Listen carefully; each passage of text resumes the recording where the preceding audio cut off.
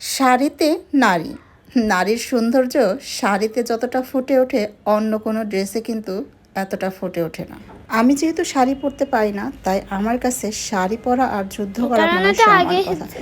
কিন্তু যুদ্ধ করা হলেও আমি এখন চেষ্টা করি প্রতিটা অনুষ্ঠানেই শাড়ি পরে যেতে, কারণ শাড়িতেই যে নারীর আসল সৌন্দর্য ফুটে ওঠে। কি আমার সাথে একমত তো সবাই? যদিও শাড়ি পরে আমি অতটা কমফোর্টভাবে চলাফেরা করতে পারি না। আমার মেয়ে আর আমার হাজবেন্ড দুইজন মিলে বলতেছিল শাড়ি পরে নাকি আমাকে অনেক খাটো খাটো লাগতেছে। আসলেই কি তাই? শাড়ি পরলে নাকি মেয়েদের লম্বা লাগে, কিন্তু আমার পরিবারের মানুষ উল্টা আমাকে বলে শাড়ি পরে আমাকে খাটো লাগতেছে। অবশ্যই আপনারা কমেন্টসে জানাবেন। এখনও তো আপনাদেরকে বলাই হলো না শাড়ি পরে কোথায় যাচ্ছি। শাড়ি পরে যাচ্ছে জারার ফ্রেন্ডের বার্থডেতে। বার্থডের দাওয়াত দিয়েছে অনেক আগেই, কিন্তু গিফট কেনা হয়নি।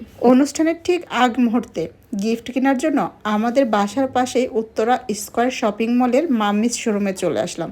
এই শোরুমটাতে জারার সমান কিংবা জারার থেকে বড় অথবা জারার থেকে ছোট বেবিদের জন্য কিন্তু অনেক সুন্দর সুন্দর ড্রেসের কালেকশন আছে।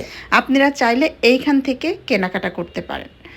আর এইখানে কিন্তু একদম হাই রেঞ্জ থেকে শুরু করে লো রেঞ্জের মধ্যেও ড্রেস পেয়ে যাবেন, খুব চয়েজেবল। যাই হোক, আমি কিন্তু একটা কিনে নিয়ে এসেছি আলহামদুলিল্লাহ। জানি না ড্রেসটা আমার যারার ফ্রেন্ডের পছন্দ হবে কিনা, তবে আমার কাছে কিন্তু খুবই ভালো লেগেছে।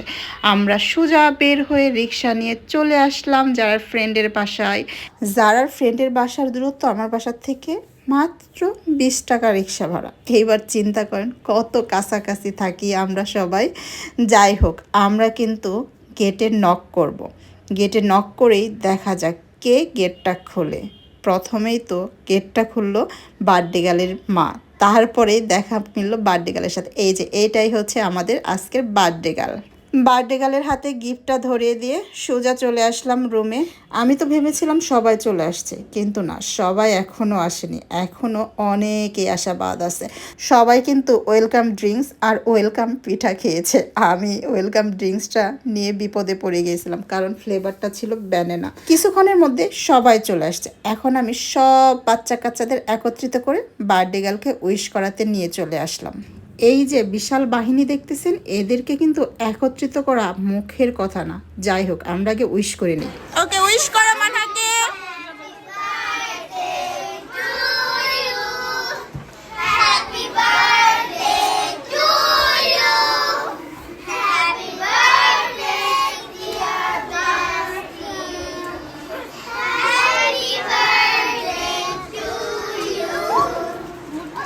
বার্থডে গার্ল আর বার্থডে গার্লের ফ্রেন্ডদেরকে রুমে রেখে আমি চলে আসলাম আমার ফ্রেন্ডদের সাথে গল্প করার জন্য।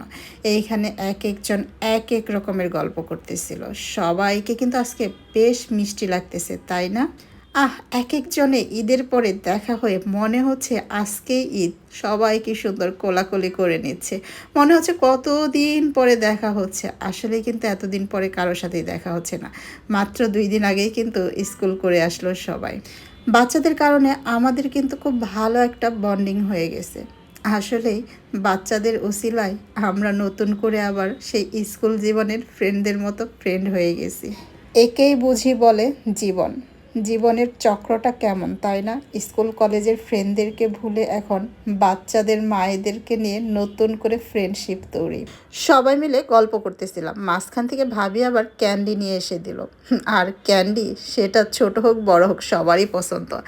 এবার বার্থডে গার্লকে দিয়ে কেক কাটানো হবে। বার্থডে গার্ল কিন্তু অলরেডি একটা কেক স্কুলে কেটেছে, হয়তোবা সেটার ভিডিও কিংবা ছবি আপলোড দেওয়া হয়নি, কারণ ওই সময় আমি ছিলাম না। বার্থডে গার্ল আর তার ফ্রেন্ড আর টিচারদেরকে নিয়ে তারপরে কেক কেটেছিল। পিছন সাইডে একজন দাঁড়িয়ে আছে না, আমাদের সুমি, দেখে মনে হচ্ছে বার্থডে গার্লের ফ্রেন্ড। পিছনে কি সুন্দর করে দাঁড়িয়ে আছে আর কি মিষ্টি লাগতেছে, মাশাল্লাহ মাশাল্লাহ। কেক কাটা শেষ, কিন্তু আমাদের পেটের মধ্যে কিন্তু একদম ইঁদুর ঘোরাঘুরি করতেছে। প্রচুর ক্ষুধা লাগছে আর মনে চাচ্ছে না একটা সেকেন্ড বসে থাকতে। তারপরে যাই হোক, কেক যেহেতু কাটা হলো, কেক ছোট হোক একটু তো খেতে হবে, তাই না? কেক খাওয়ার জন্য আমরা ওয়েট করতেছিলাম। হাতে ফোন থাকলে ভিডিও হবে না তা কি করে হয়? একটু ভিডিও করে নিলাম। কেমন লাগতেছে আমাদেরকে অবশ্যই কমেন্টসে জানাবেন। আর আমাদের সুমি সবাইকে একটু একটু করে কেক খাওয়াইয়ে দিচ্ছে। ও কিন্তু খুবই মিষ্টি একটা মেয়ে, খুব কাজের। দেখছেন সারাদিন কিন্তু আজকে রোজা ছিল, রোজা থাকার পরেও যে অনুষ্ঠানে অ্যাটেন্ড করছে এটাই আলহামদুলিল্লাহ।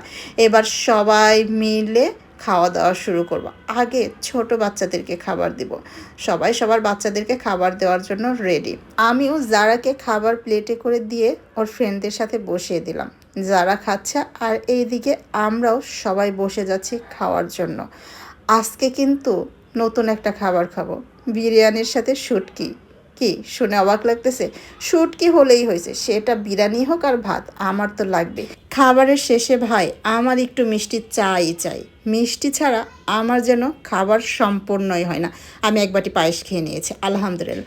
আমি তো তাও মিষ্টি পছন্দ করি, আর আমাদের এই গ্রুপে কয়েকজন আছে পান তাদের চাই। তবে আজকে মনে হয় পানের পরিমাণ কম ছিল, যার জন্য পান নিয়ে একটু টানাটানি লেগে গেছে। যাই হোক, আমাদের খাওয়া দাওয়া গল্প আড্ডা সব কিছু শেষ। এবার আমরা বিদায় নিব। তবে বিদায় নিয়ে বাসায় যাচ্ছি না, যাচ্ছি আমরা মেলায়। মেলার ব্লগটা আগামীকাল ঠিক এই সময়ই দেখবেন ইনশাল্লাহ। সেই পর্যন্ত আল্লাহ হাফেজ।